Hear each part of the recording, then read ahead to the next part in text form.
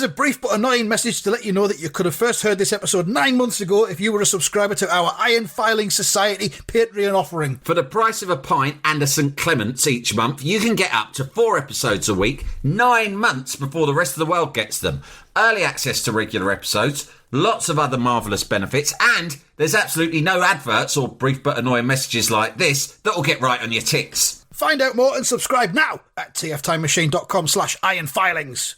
Here we go, here we go, here we go, here we go, this is it! This is Top Flight Time Machine. Hi, I'm Andy Hot Body Dawson. Pow, pow, pow. I'm Sam Nifty Delaney, so what? Welcome along to the History Box, Part 4. Wham's last Christmas video, which we've been looking at throughout the whole of the festive season. And I think this is probably going to be the last one. I reckon there's another 3 minutes of the video to get through. We can probably do that in one episode. So where we're at, they've all arrived. There's about 14 of them minimum in this ski lodge. George is there. Andrew is there. Andrew, it seems, is with Kathy. We've named her because that's her real name in real life. Real name, yeah. Model Kathy Hill, who was, of course, the girlfriend of Vangelis at the time. And with his multi-instrumentalism and his sizable penis. But that's another deep dive for another time. So they've arrived in the ski lodge. George is decorating the tree. Shirley's putting the plates out for dinner. Yeah. There's an animal skin on the wall which someone's going to wear later on and crawl around on the floor, inevitably. And George has just dropped some tinsel, accidentally dropped some tinsel from the top of the tree. It's landed on Kathy. That's a lovely yellow cardigan she's wearing, by the way. She's actually immaculate. She's got a great kind of 80s hairstyle that looks like the sort you'd expect to see in a Studio Line advert. I wouldn't be surprised if she'd been in a Studio Line advert. I fancy her very much. I fancy her, yeah. Her makeup's amazing. I'll see it. She's just got a great look. Yeah. And Stu's got great personality as well. Yeah. Certain about sure. that. Yeah. She can certainly act. I wonder if I need to Google her, see where she is now. Well, she's not. I noticed that you can't click on her name on the. You can't click on her name on the Wikipedia page. Okay. So she hasn't got any entry there. Right. Okay. Model reveals secrets. Yeah, she did a Daily Mirror interview in 2019. That might reveal more about her current. Oh, there she is. She's on Instagram. Kathy Hill, fashion model, style over 50, classic model. She's got blonde hair now. And, yeah, she's still very beautiful. She posted 2 days ago. She's having a weekend at the Pig, which is a hotel in various hotels. Yeah, there's one in Hampshire, I think. They've got Cornwall, Devon, Somerset, Dorset, Hampshire, Kent, Sussex.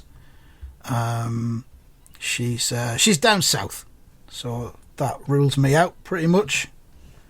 Sorry, Kathy, if you're listening to this. We don't know as yet whether she is widowed. We don't know.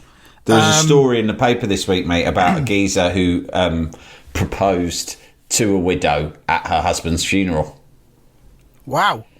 I wondered whether that was something. I mean, as a fellow widow enthusiast, do you think that's too far? Does that breach etiquette? We can look at that. We can talk about that. We've got the Friday episode to record at some point. Today we'll have gone out 3 weeks prior to this one.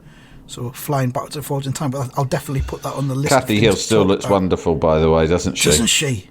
Doesn't she just? Yeah. I'm just putting that down. Widow. She's also in a Cadbury's Dairy Milk commercial in the 80s, which she posted some stills from. I followed her. I'll admit it. I followed her. I want more content. That is. Yeah. Oh, wonderful. Right. Anyway, back to the video because we are trying to get this finished in this episode.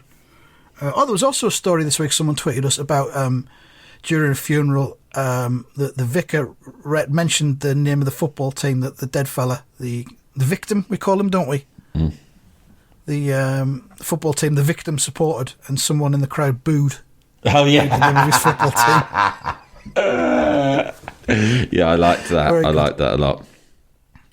Well, it's So, a bit mean, but I think the deceased probably would have understood it. So yeah, just at this bit where the tinsel falls, she's looking up, and the line is, "Tell me, baby, do you recognise me?" Oh. And then, as George comes down to get the tinsel, "Well, it's been a year. It doesn't surprise me." Martin Kemp. Martin Kemp is rumoured to be in this video. Is that right? Might turned up with shells. But they've both denied that he was in it, and I haven't spotted anybody that looks like Martin Kemp. No. Not even vaguely. He would fit But in a treat, though. He would have fitted in yeah. a treat to this video. The one who we think is Nigel Havers is just. He's carrying entered. some logs, isn't he? He's got some logs covered in snow. Got a big grin on his face. Look at me, I've got myself 7 logs. Well done. Andrew throws some green tinsel at him or at the tree. Yeah, at him. Lands on his shoulder. Meanwhile, George and Kathy are still locked in this gaze between the two of them. No one else is in the room, Sam. It's just the two of them. Wow. Everything else has melted away. They're just sharing that moment together, but it's a moment that cannot last. It cannot prevail. And she has a bit of a think while he cracks on with the tree. I mean, she needs to sort her nut out, because she's the one who broke this off, you know? And now she's Now she's still with giving Andrew. him the intense stares, and that's mind game stuff, mate. That's not on. Make your mind up. Yeah. And where does all of this leave poor old Andrew as well? He doesn't even know it's going on still, that these lingering gazes are taking place. Because you know what Hasn't got a Andrew's clue. like? He's so sort of bit happy-go-lucky. His whole thing is he's happy-go-lucky, carefree. He's not Yeah. the sort of bloke to be weighed down by neurosis or jealousy anyway, is he? Not at all. He's No, more of he a sort exists of in I his just purest state. get up in the morning and see what happens sort of a vibe, Yeah. isn't he? It's the best way to live. Yeah, it is. That's Really what is. that's what George loved about him, and George has written and spoken about that a lot. Was the fact that he was extremely sensitive, riddled with neurosis, anxiety, very self-conscious, and Andrew was just this amazing sort of freewheeling, happy-go-lucky Like a puppy. local lad, and he just wanted to be like him. Not just the way that he looked at him, but just have that attitude to life. But some people don't have it, some people do. I suppose the neurosis is probably what made George a great writer. So Of course it is. sometimes these burdens and curses, they do come with several silver linings. Yeah, and it's why Andrew's one and only solo album, Son of Albert, was a colossal flop in Yeah, he 1990. doesn't care though. Nah, not bothered. He only did it because he fancied doing it, I think. And Yeah. it'd been like, 5 years after Wham had split up, he's like, fuck it, I'll do a solo album. What's gotta the do worst that can something, happen? innit? Nobody will buy it. Got to do something or other. Yeah, I'm bored now. Well, he was a there he is. racing driver for a while, wasn't he? Oh, he was, that's He tried right, to yeah. get into racing driving, I think. But I'm not What sure a it charmed worked life. out. What a charmed life. Because, of course, as we said before, George gave him a co-writing credit on Careless Whisper. Yeah. When he, in fact, had no contribution to it whatsoever. Yeah, because he gave knew him that it as a kind he of was a- about to split the band. He wanted his Yeah. mate to have a nest egg. It's like, What a guy. There's your pension, mate. What a guy. Lifelong. What a guy. Kathy goes over to Andrew, who is farting about with a tree, putting a candle in there, and they have a night. He kisses her on the cheek. And then outside again in the snow, they're all. This is the bit you would love when you were a kid. You see them all frolicking in the snow. Yeah. Yeah, that's the bit. You were thinking Sledges less and that. about the sex that might have been going on in the lodge at that age. I would have been Probably not 9, thinking about it at all. Christmas 8. Yeah. I wouldn't have been thinking about all that. I'd have been Yeah. thinking, fuck me, that'd be great. I'd be like I mean- thinking, imagine if me and all my cousins were up there this Christmas. It'd be brilliant. Yeah. We'd be having the best snowball fights ever. Yeah, when in truth there's like 14 of them. That's like 7 couples. There's going to be spunk everywhere. It's going to be a spunk palace. But you wouldn't have known that. When you were a kid, you wouldn't have been thinking about that. That wouldn't have crossed your mind at all. No. But anyway, that's the reality of it. And then it cuts to a very, very moody, evocative shot of George close-up with a great big furry hood and just some of his wonderful hair just peeping down from underneath it. He's just looking on at the fun they're all having. The snowman has been assembled. Kathy's there, patting it on the head, giving it the eye. She's got her eye on the snowman now. Then we're back inside.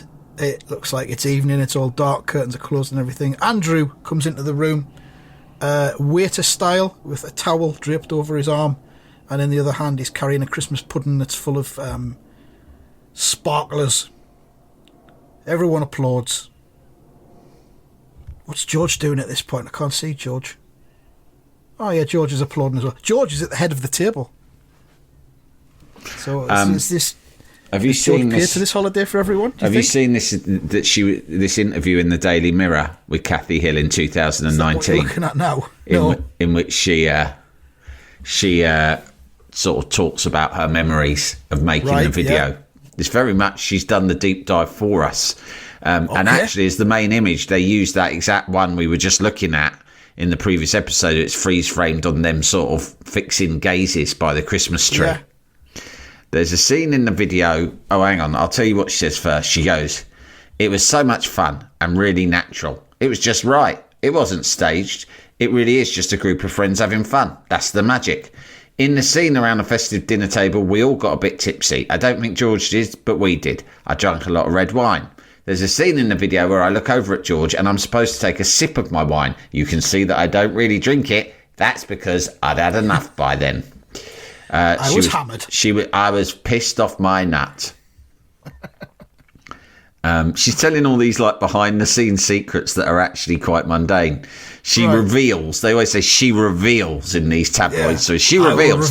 In the video, you see the group of us getting onto a ski lift. But get this, cunts. In reality, the lift didn't move. We just got on and off. We did it a lot during the shoot.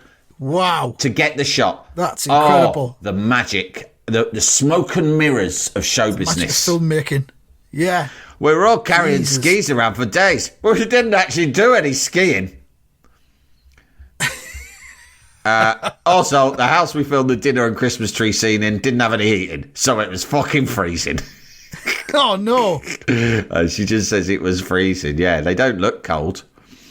Well, we can identify with that in Britain 2022, can't we? Yeah. We're all fucking freezing now. Freezing our cocks off here. Another piece that I read, apparently George didn't join in with the party atmosphere quite so much. He kept going off and looking at shots from the rushes, I guess you call them. Yeah, from the just video like shoot. Just complete 360 creative control. He was just creative control mania almost at that point. But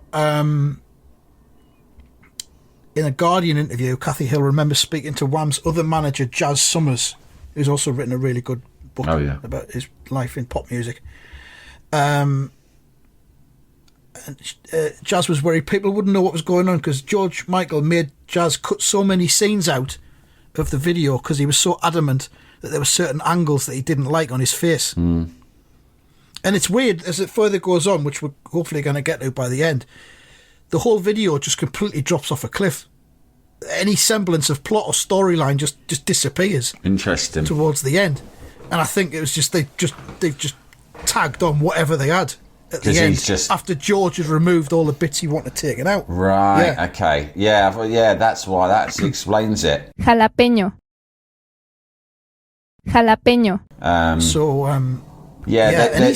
Kathy talks about the other model in it whose name was Debbie Killenback, and she's quite cross. Now, there's a picture of her looking really angry, holding up a phone with a picture of her and George on it, but now looking disgruntled. I don't know why. It appears to be outside his home following his death, so I don't know if she rocked up there with a picture. Maybe she just went there and just did a bit of mourning. Yeah, fair enough. He died. Kathy says, I was really lucky. I was playing the Heartbreaker and had to stand out, so I got to wear bright colours like the big red Catherine Hamnet coat. I wore a lot of my own clothes. Poor Debbie had to fade into the background because she played George's new bird. Poor Debbie had to play into the background, so they put her in dark, muted greys, blacks and browns. Oh. Feels like a bit of a, bad luck, Debbie. Yeah, maybe that's why Debbie's still disgruntled to this day. They put me in fucking muted colours like brown. We saw Debbie with some nice sunglasses on getting out of the SUV and going up the steps earlier on, but I don't think we've seen her since. But anyway, Andrew's arrived with this sparkling Christmas pudding. I don't know how they're going to share that out among 14 of them.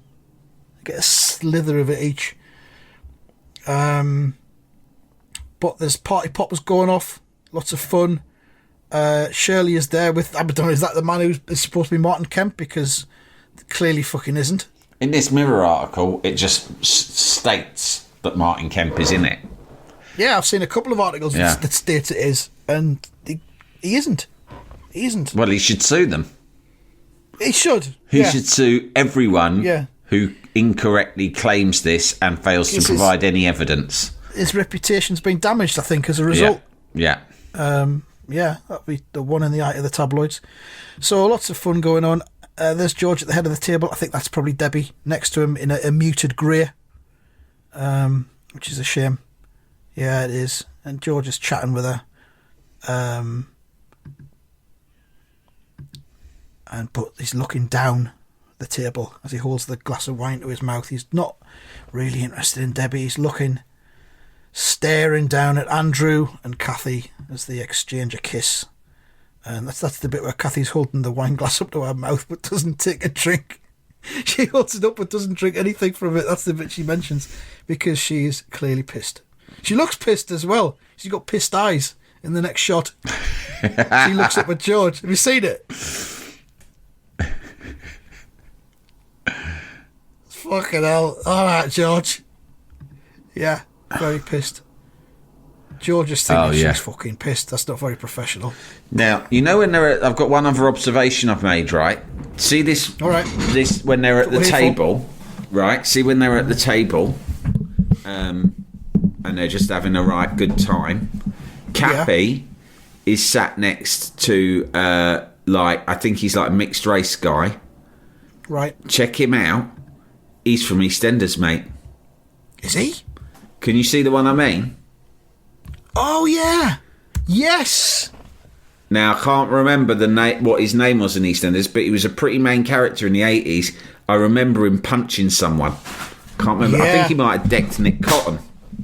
Yeah, he decked someone. He was a little bit of a hard nut. He was a nice guy, but he wasn't to be trifled with.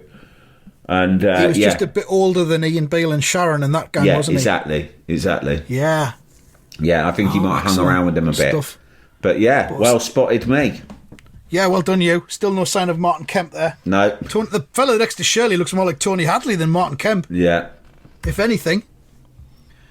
But, So I'm going to watch that bit again of Kathy Hill being pissed and pretend to drink some wine because that's really good. As George stares at her. Andrew's wearing a brooch, which we'll come back to in a moment. That's probably what George is staring at.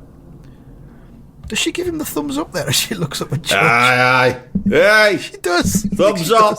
Fun dabby dozy. It's going well, isn't it, George? That's a really good bit, I think. Fab. George looks sad. And that fucking brooch, he's thinking.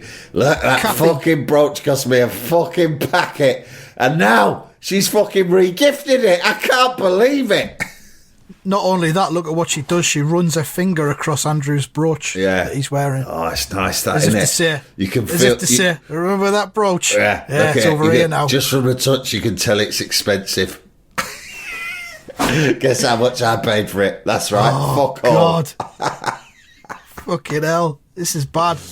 And then they're all sitting around like on bean bags and just lounging around. Yeah, at this stage they look like they're high on drug tablets or drug cigarettes, don't they? Ketamine or something, because no one's speaking. They're just all staring. We've had a night. Let's have a sit about. Let's have a bit of quiet time. Quiet time, everyone. Get on the bean bags. George would announce quiet time. That'd be great. If I had dinner parties, right, which is obviously something that I dread, because it's like, like if you go around someone else's house, it's quite good because you can leave. But when you have people around your house for some sort of get-together, you can't just chuck them out, can you, Andy? You have to just wait. They've all gone. And so I've got a couple of things like that coming up at Christmas, and I'm looking forward to seeing people. But at the same time, I have my limits where I'm just like, right, I just want to sit about now, and I want to put on my gym jams. But I would find it much more palatable if after giving people a meal and stuff like that, I could just announce quiet time.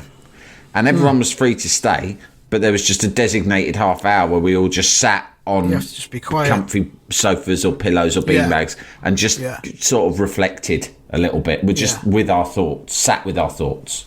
Maybe some quiet prayers. Maybe some prayers, why not? That sort of thing. Quiet time. Quiet time. When thank you for coming. Now you should know that after dessert, after pudding, we will be having some quiet time. So I hope you brought some comfortable clothes. Before my mum and dad were married, and they were courting, and my dad used to go around to my mum's house with my nana and granddad, and they'd all sit together in the living room because that's what you did then. Yeah. When my granddad had decided it was time for the evening to end, he'd go off into the bedroom, put his pyjamas on, and he'd come back into the living room winding up his alarm clock. Basically just saying, all right, cut, off you go, back home now. Yeah, it's wind up time. Fun's over. You hear that noise? Can you hear it?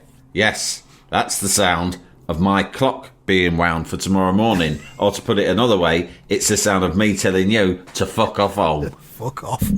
Brilliant. That's why I need to get a wind-up alarm clock, mate. Yeah. So where are we now? So, they're having some quiet time, and then it cuts to, we see Kathy again giving George the thumbs up. Shit-faced. She's really shit-faced. George!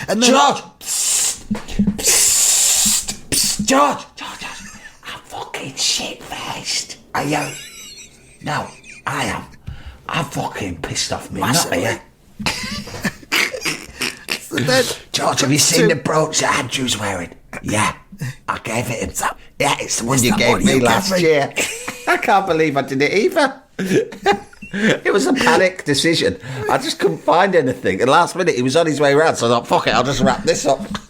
And he took it. He didn't even say anything, because, I mean, what kind of man wears a brooch? He was dead happy. You know what I mean? I never thought he'd put it on. I was going to say to him, listen, I was going to give you cash, but in the end I thought, I'll give you this brooch, see how much you can get for it, I'm fine. But no, he likes it. He's put it on his jacket.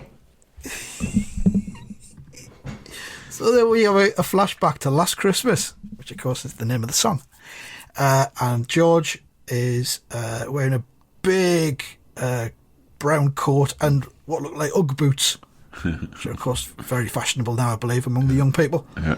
And they're having a run around in the snow, him and Kathy. This is when everything was great. George keeps falling over. Kathy's fallen over as well. In her interview in the Mirror, she says that's all natural, and they were laughing and laughing, and he fell on top of her, and that's her favourite bit. Yeah, that's lovely, that. And then it cuts to the scene last year when he gives her the brooch. They're in front of the fire. They're having a nice cuddle. His shirt's unbuttoned. It's all very cosy and sexy. She's got the brooch on. She's wearing red, and then it cuts back to the brooch on Andrew, as once again she runs her finger over it. And it's like, what the fuck? But then they're all leaving. But then it cuts to a scene where they're all leaving. Christmas is over. They've all got their bags. They're trudging off. George has got his Uggs on again. They're all going home, all 14 of them, or 18, 16, 20, whatever. But then again, it cuts to George and Kathy together. So we're flashing back through time here. Back and forth. Yeah. Gets confusing this at is this where stage. they're just chucking in. This is the bit where they're just chucking in any footage they've got left over. They haven't got enough. They've got 3 minutes 40 from the actual story. And then from here on in, it's just flashbacks. They're all leaving the ski lodge again, wandering off. George exchanges a pleasantry with Andrew, so that's nice. It's tied up that they haven't had a fight or anything like that. No. That's good. They all walk off through the woods towards the jeeps and the SUVs and whatnot. Then we see the mountain again. Then we see a cable car coming down, apropos of nothing in particular. There they are. Oh, there's the fella again, opening the cable car, and they're all getting off. Back towards their vehicles, back towards real life, and probably already looking forward to next Christmas. And that's it. And who knows what fucking stunts she'll pull by then. Yeah, that's it. So, It didn't end really, really badly like it could have done. I mean, for No. me, when they were even booking the trip, which they'd have had to have booked it a good month or two in advance, because obviously demand will be high for a ski lodge like that at that time of year. you probably book a year in advance, I reckon, yeah. Yeah, and so, like, when it was done, I don't know, like, maybe it was done before she fucking switched horses and started dating Andrew. Possibly. We don't And then know. it came We round probably and never George know. was like, I think Kathy's coming on this trip, but I think she's coming with Andrew. So that's going to be weird. But I've got my new Doris with me, so maybe it'll be all right. And anyway, I fucking paid the deposit now. So if I back Yeah. out, I'm going to have to think of a good excuse, and I could potentially lose the money. So fuck it, I'll go. And what George has done really throughout this whole thing, he's kept his powder dry because he's been cuckolded, let's say, Yeah. by all of this. But then, 18 months later, Wembley Stadium, it's Wham's farewell gig, and George has basically gone, yeah, all right, cunt, I'll play nice this Christmas, Yeah. but 18 months from now, I'm closing the business down. I'm fucking And you're on breaking your the own. band up. How'd you like that? Yeah. So I'm going to play a long game with you here, Andrew, and Kathy. If you're still around by then, she'll have gone back to Vangelis, no doubt.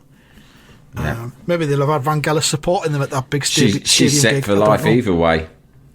Yeah. With Vangelis, the relationship with Vangelis. Yeah. He's giving it very much the TTFN. Off your fuck. I'm off to become a solo megastar and have sex in toilets. So, yeah. A happy ending, I think. Really. Yeah, it is, and it's like I've never really examined. There was a sort of I've never closely examined the narrative in all these years of watching this video before. All I've ever done is have. It's the very same when we did Careless Whisper. There was a vibe about it, and even when you're young and you don't understand matters of the heart or romance, you just knew that the vibe was something not nice is going on. George is sad. This is bittersweet. And you sort of had that vibe, and that's how I've always regarded it. But it's only today that I've kind of, or over these last few episodes, that I've kind of got to grips with what was really going on. Because, to be honest, I didn't quite understand the flashback, flash forward until now. I couldn't understand why he had the ump, because in some scenes it looks like they're together. And it's only then that now that I've realised, but that was supposed to be the year before. So I'm not criticising the director, but I think that the whole thing could have been signposted a bit better. And of course, you'd completely not acknowledge the existence of the brooch at any time. Never. I had no idea there was a brooch in this at all. Yeah, so I think we've all learned something, and that's the main thing. So that's it. Thanks very much for joining us on this Christmas voyage into the last Christmas video, and Happy New Year from both of us. Happy to you New and yours. Year, one and all. Goodbye. Goodbye.